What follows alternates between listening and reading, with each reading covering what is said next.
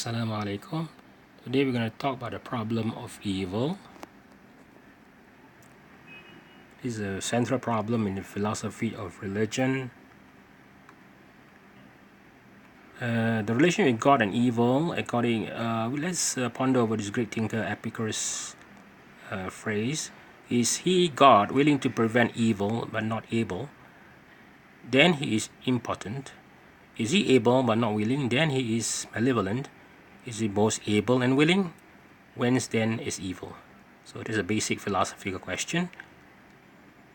The logical problem of evil can be described as follows. A. There is an omnipotent and omnibenevolent God exists. Evil exists. That is B. So A and B are logically incompatible. Since evil exists, such God must not exist. That's the rationale. The Theist response is that they responded in two ways. By defense, it is basically debunking argument logic or the flaws of logic, and two, they have the method of theodicy to justify God's goodness.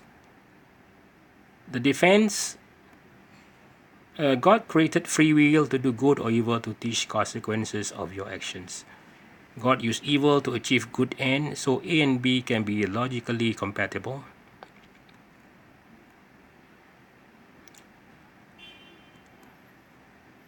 Okay, the evidential problem says demonstrate the existence of evil in the world counts as the inductive evidence against the claim that God exists. An omnipotent, omniscient, omnivalent being would prevent the existence of significant gratuitous evil. Since gratuitous evil exists, God probably does not. Many evil appear to be gratuitous. However, an omnipotent and omniscient being could have prevented them from occurring. An omnibenevolent being would have not allowed any significant evils to occur if they could have been avoided. So the argument concludes it is more reasonable to disbelieve that God exists.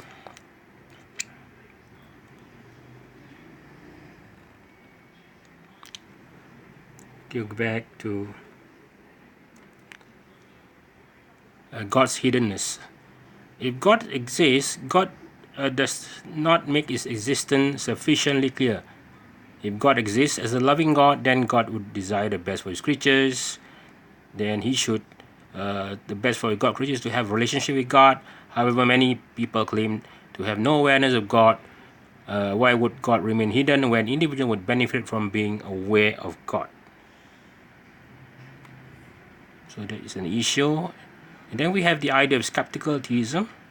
It explains the significant gratuitous evil, believe that God is inscrutable and the ways of God cannot be scrutinized, blame cognitive limitation for inability to see good in evil. And then skeptical theism also created a chasm between human and divine knowledge. Divine knowledge is beyond us. The non-theist view, for example, Paul Draper, argues that the world distribution of pain and pleasures is more likely given hypothesis indifference. The existence of feeling creatures or sentient beings is not the result of a benevolent nor a malevolent non-human person. But given our observation of the pains and pleasures experienced by sentient creatures, the hypothesis of indifference provides a more reasonable account than theism. This is basically to support the non-theist view about evil. The response to this non-theist thinking is that it is wrong to assume that the distribution of pain and pleasure in a complex non-theist world would be any different from theist world.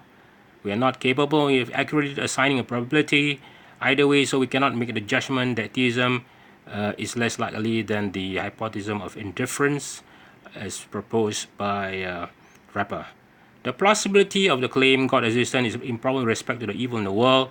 Caution alone may well be very different from the plausibility of the claim God existence is improbable with respect to the evil in the world when considered in conjunction with other arguments for God's existence.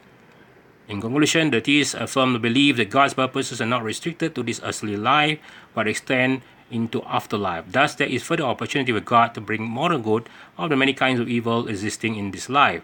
Thus, the evidences for and against theism may well raise a probability of God's existence above that of taking into account only a part. The evidential problem of evil remains central against the possibility of theism as with respect to evil. Thank you.